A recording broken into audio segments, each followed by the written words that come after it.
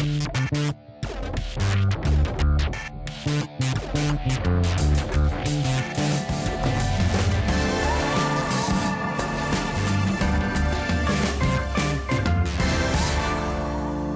hello and a very warm welcome to Starting Up with Ronnie Screwvala. I'm Sonali Krishna.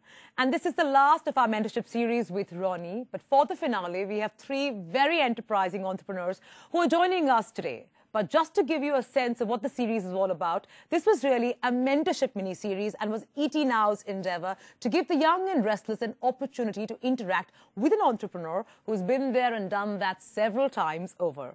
And as the show title suggests, I'm talking about none other than Ronnie Screwvala. Several startups and entrepreneurs later, this platform week on week has proven to be refreshing. And thanks to Ronnie, the pearls of wisdom dispensed on this series is something that we must all cherish and take home with. And on that note, let me get the ball rolling. But just before I do that, for the last time, let me welcome on board Ronnie Screwvala, one of India's most celebrated entrepreneurs and the founder of the media and entertainment conglomerate, UTV, that has entertained us for decades now. And with that, ladies and gentlemen, for the last time, I give you Ronnie Screwvala. Happy to have you back, and so sad that this is the last of your series. Yeah, but hi, Sonali, and I'm glad to be here again.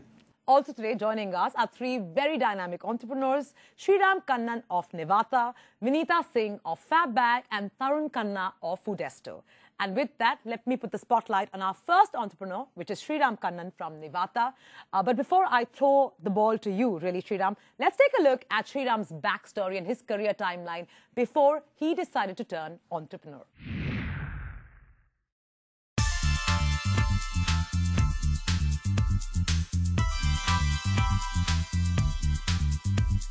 Hi, I'm Sriram Kannan. I'm 39 years old, born and brought up in Chennai. I did my BSc Physics in Chennai and then moved to Bangalore in the year 1996 to pursue my Masters from Indian Institute of Science. I graduated in the year 2000 and went to work at Texas Instruments India for about 5 years. I also relocated subsequently to TI Japan and worked very closely with customers launching high-end mobile phones. I came back to India in the year 2007 and worked with a team of my ex-colleagues who had started a company called I2A Telesolutions, where we launched the world's first telemedicine platform. But at the same time, I was also toying with the idea of a peer-to-peer mobile tracking system, which was not reliant on GPS because GPS drains a lot of battery and so on. Some of my friends who saw this, wanted to pitch in on this concept because they thought it was very intriguing. And so with a team of 4 in the year 2011, we started with an initial investment of 25 lakhs that we pulled in. And this team of 4 officially started this project, Where Are You?, from the company Nivaata Systems. Well, now that you know Sriram's backstory, it's over to you, Sriram, on what Nivaata is all about. Nivaata is all about location intelligence. What I mean by that is, the traditional location-based systems stop at the point of just gathering locations or providing a unidimensional, unidimensional part of just navigational systems. How do I get from point A to point B or put things on a map? It's all map-centric. So it's GPS. It's GPS. For the common man. For the common man, it's GPS. Locate somebody, put it on the map, right? What happens after that? So that is what we specialize on. We call it location intelligence, right? So a typical example would be, your favorite e-commerce store. After you order, there's a lot of stuff that happens, right? Let's say, how do you design your system for delivering 10,000 orders, right, at a reasonable cost? Sure.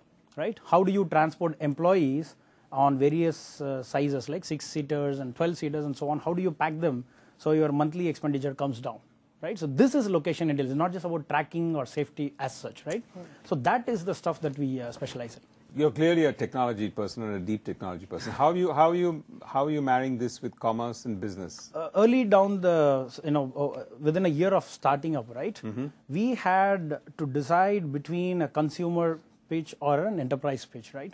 So after a lot, B2B, B2C. B2P versus B2C. Okay. So either go for more number of users or go for enterprise Large segment. clients. So we took a conscious decision to go for the B2B segment. Do you have a co-founder looking at the business aspect, or are you looking at everything on your own? No. I do have fortunate to have 4 co-founders who are taking care of each of the segments. So I do technology. Let's go straight into what questions you have on the show. Yeah. So given the context that we are in the enterprise segment, right? Yeah. The most common problem is one of working capital, especially when it comes to, what happens after acquiring a customer, right? I have a customer. It is, let's say, And let's say, just for the clarity, the customer is a corporate. It's not customer is a large an corporate individual customer. Yes, all right. And the trend is that it has to be on an operating lease. We have to make devices and launch them. Yeah. So we have the pleasant surprise of achieving a large customer. Yeah. But we have to go back and work out our working capital. I mean, we can either invest in devices and go on a diet. Today's day and age, I must tell you, that's a good problem to have. It is a good problem, Yeah, okay. but apart from the good, that is a problem also. Yes. So how do we solve that? Because, we are at a stage where, But if you were B2C, you'd have to spend much more in terms of marketing. In terms of wait customer for acquisition. revenue, you'd work for customer acquisition, whatever else. Yeah. Are you funded? I am seed funded. So why are you not, 7 years later, why have you not gone for the next seeding? So we are looking for seeding, but you need traction. You mean a critical mass of business? You need a critical mass of 4.5 years, why have you not had that critical mass of business? It has been a horizontal so far. The verticalized product came a lot later. So the other lessons learned for me is that the platform versus verticalized product, right? Sitting out of India, selling a platform, you can scream all you want, but that's not going to happen immediately. Yeah. But we did spend a lot of time. I mean, we can But on a count per 7 customer basis, are you net profitable? Right now, yes. Each of our so then why would you not go for debt as part of your working capital limits? we are going for debt, but that is still not cutting it. Meaning, the time it takes to apply for debt and go through that Something process. has to start somewhere. You've been in business for 4.5 years. Yeah. You don't want to get the next level of funding because of the simple reason that you need scale. Yeah. You need the working capital gap, but you're profitable. So I think it's a solution staring at you, and the more you delay that, the longer it's going to take for you to solve that problem. It's going to be put in a circle. Well, does that make sense? Is that a deja vu moment for you? Yes, very much. We have And I just think you've got started. 2 real opportunities. Get your working capital fixed, because I think it'll take 6 months. But 6 months from today is anyway later than what you would have thought 6 months back, and you're already 6 months late. Ronnie, on another note, keeping Nivaata aside, there are 4 co-founders. Would you advise people who are looking to, found companies, be like at a minimum of 2, or have multiple co-founders because, different people come with different skill sets? I don't think numerics is important. I think co-founders is good, but you need to understand that it's also a big liability. So it's a huge responsibility from that perspective, because you need to have a certain chemistry that's going to work not today, not tomorrow, but for the long run. To unravel a co-founder relationship is extremely complicated, sometimes even devastating to a business and a split of a team perspectives. And the third is, if they haven't got complementary skills, and if you're a buddy-buddy, chances are you'll be saying the same thing and you'll feel very excited that, oh, he finished my sentence before I could even say, wow. But actually, he's not supposed to finish your sentence. He's supposed to contradict your sentence. Sure. That was Sriram Kannan from Nivaata, and that interaction was very, very interesting. But it's time for us to take a short break. But coming up are 2 more dynamic entrepreneurs, and trust me, you cannot miss this one.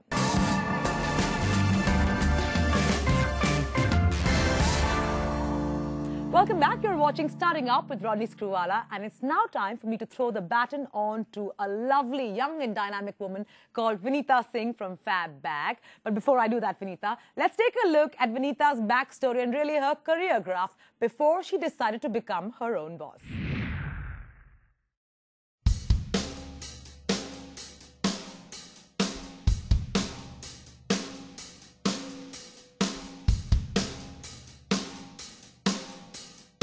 Hi, I'm Vineeta Singh and I'm 31 years old. I grew up in Delhi and then went to study electrical engineering at IIT Madras, followed by an MBA at IIM Ahmedabad.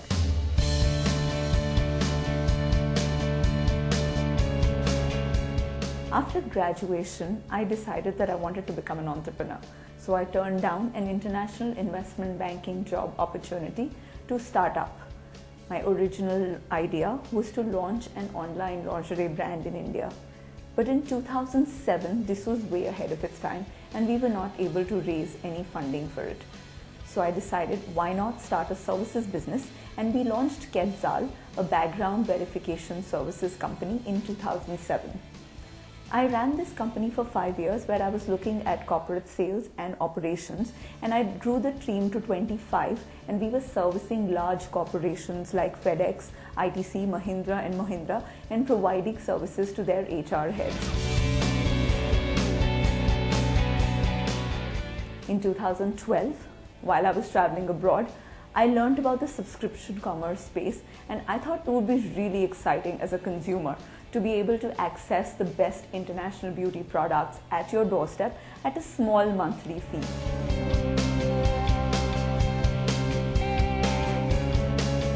So in 2012, Kaushik and I co-founded fabbag.com with a minimal initial investment of 10 lakhs.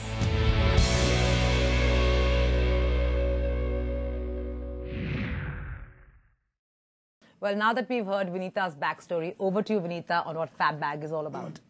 Fabbag is India's largest beauty discovery platform for women to discover premium cosmetics in a curated monthly bag that looks like this. We have more than 100 brands that reach out to 50,000 unique subscribers through Fabbag. So for brands, there is a curated and targeted measurable way to sample their products. And for our customers, they get to try new products every month, as well as we have an e-commerce store where we also retail beauty and grooming products.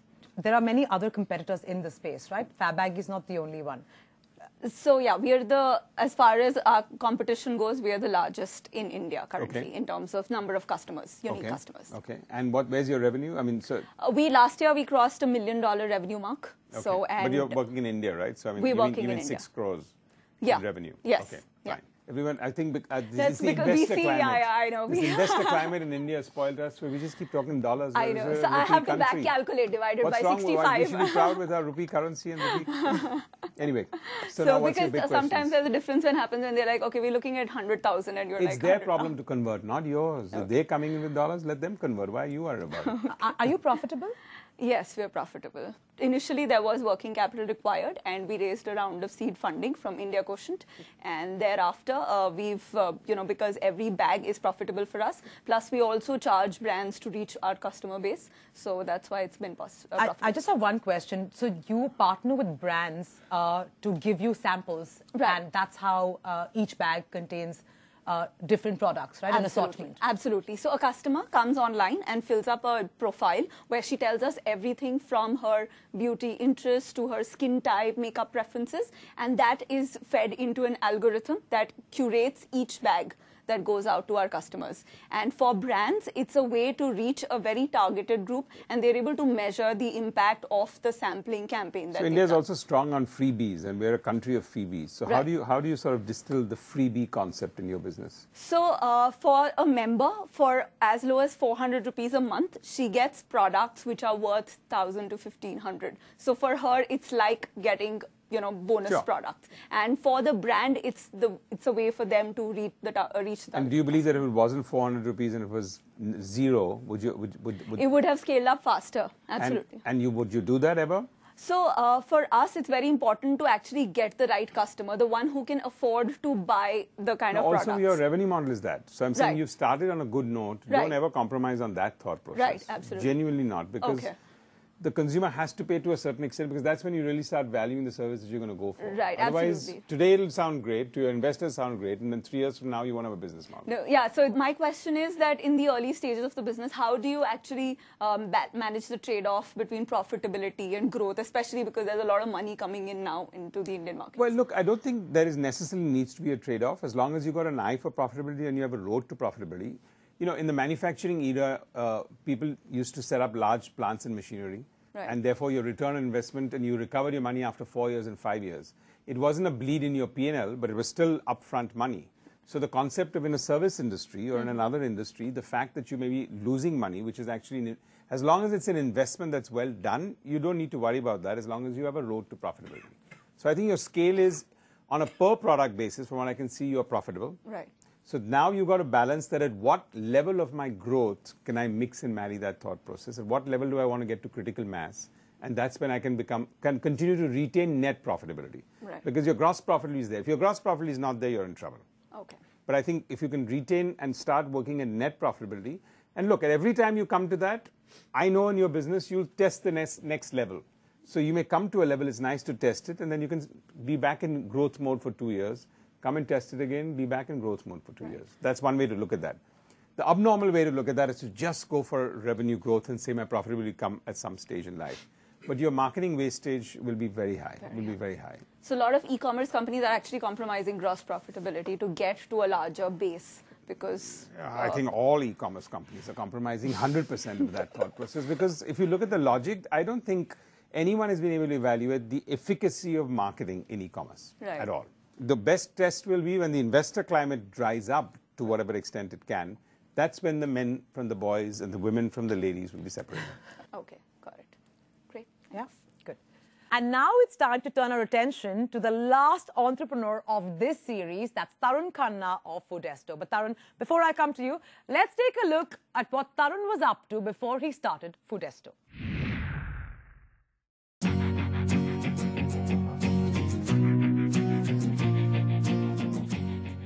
Hi, I'm Tarun Khanna. I'm 44 years old. I grew up in Delhi. I'm an alumni of DPS RK Puram and IMT Ghaziabad. I started my career with Bennett Coleman and Company Limited in the Times FM division. Times FM was a pioneering effort by the group to launch FM radio in the country. I later moved to another division there called Planet M, which was a chain of music stores in more than 40 cities. I was head of marketing and business development at Planet M. I spent more than 14 years at Bennett Coleman. I later moved to Future Group as part of the customer strategy team. And we launched many exciting products in the consumer space. The loyalty program, the T24 mobile network, the prepaid card network, and Food Hall were some of the exciting projects that I worked on. After Future Group, I got in touch with a friend and my co-founder Pankaj Chandra, who was the COO of Big Flix. We decided to launch gourmet online retailing in the country.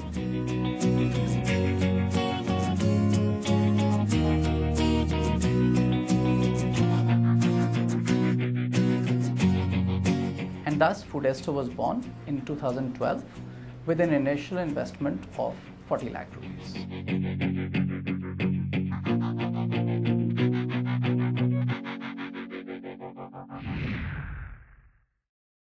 With that, the spotlight is on to you, Tarun, on what Foodesto is all about. So Foodesto is a gourmet food store. It sells cheese and cold cuts primarily, and along with a host of delicatessen products. We also sell gourmet foods from all over the world, which are packaged foods and like pasta and noodles.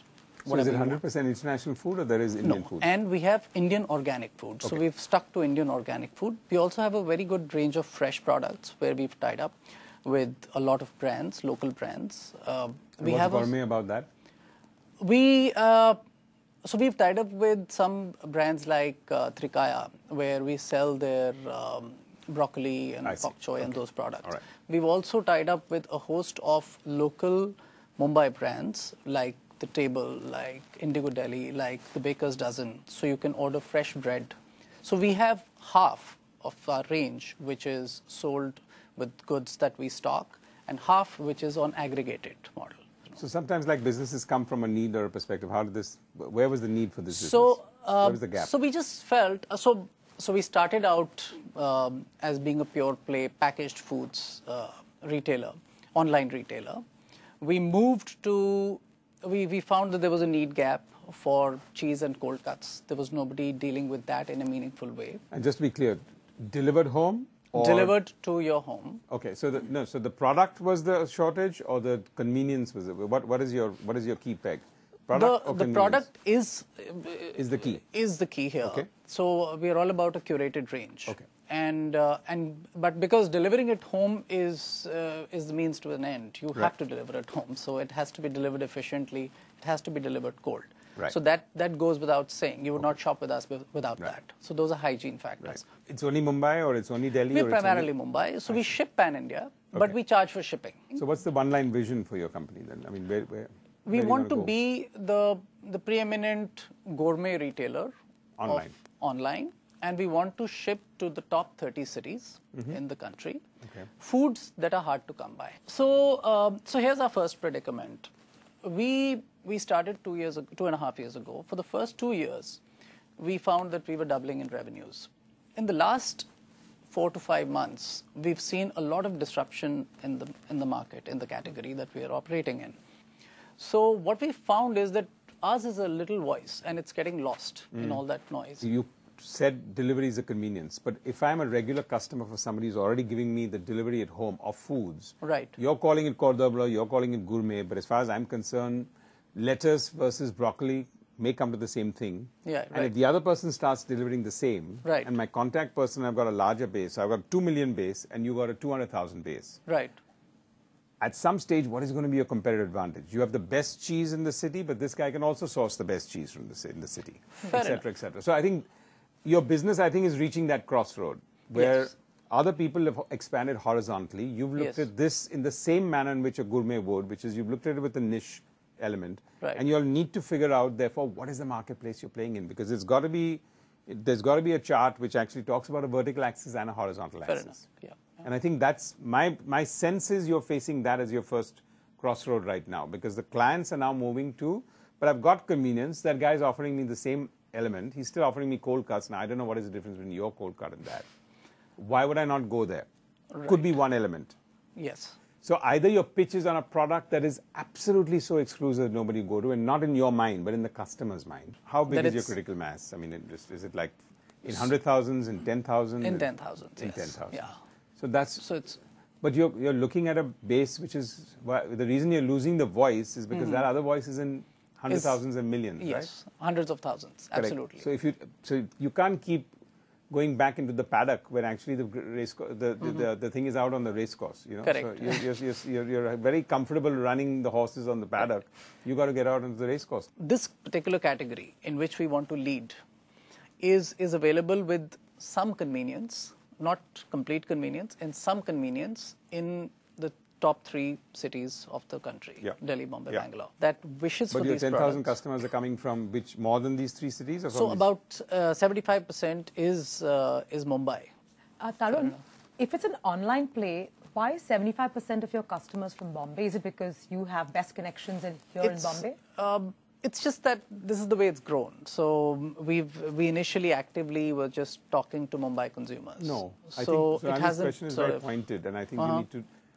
You can't talk to people online that you think you want to talk to. They'll receive it on the basis of which they do. So there must be something in the thought process where it's grown exponentially. Maybe you didn't service it, maybe you didn't pick it up. Because I think if the market is that wide and big, what you're saying is only gourmet food is consumed mostly by Mumbai, which is not true, as you know, from a perspective. So maybe that needs a little bit of probing also as to why naturally did 75% of your customers react from a single city. Well, those were our 3 entrepreneurs on display today, but don't go anywhere. As coming up, we have a bunch of really enthusiastic people who've been waiting for a long time to throw their questions at Ronnie, and that's coming up in just a minute. Stay tuned.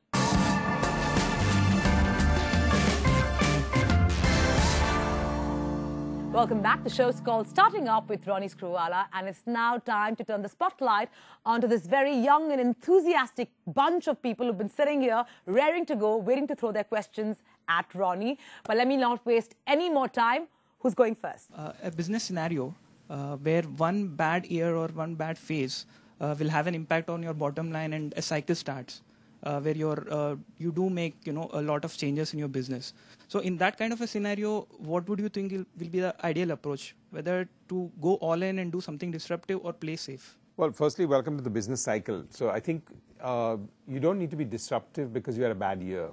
You should be looking at being innovative and disruptive in today's 21st century, in any case, on an ongoing basis. And it's not a quid pro quo, and it's not an either or, and it's not an eventuality triggered by a bad year. I think the two are two quite separate ones. When you're having a bad year, yes, if you've got the gumption and the risk, you're going to be able to look at doing things innovatively and differently, but you've got a lot of other challenges, because if that's the first time you're doing that, you've got to take your team along, you've got to take investors along, you've got to take your customers and clients along. Maybe that's not the best time for you to be now. So don't look at this as now that I've had it and I'm at the bottom of the pit, let me see how I can come out of it differently. Keep the two separate. My question is that when we talk of competitive advantage, the only competitive advantage I see in e-commerce space is the online company which gives more discount is being more preferred by the consumer. How do you see this e-commerce sector shaping up 3 years, 4 years down the line? I don't see discounting as a competitive advantage, and I don't think you should look at it from that perspective at all. You've got to find your own competitive advantage. I think some of the sectors that we're talking about here, the growth is very, very different. What normally happens in an extremely cutthroat competition is that the perception is that the leader and the market leader is winner takes all. But I think this is something where the depth and breadth in e-commerce is so wide that you're going to find horizontals and you are going to find verticals. And at some stage, that also is going to mix through from that point of view. But discounting is a process today of a sophisticated or a non-sophisticated way of acquiring customers. So the two are really not connected. And with that, we bring the curtains down on this special mentorship mini-series with Ronnie Screwvala. Hope you enjoyed watching this show as much as we enjoyed working through it. A special thanks to you, Ronnie, for taking time out of your busy schedule and doing this with us. This was phenomenal. I leave you with one thought. Like they say, it's never too late to go out there and start up.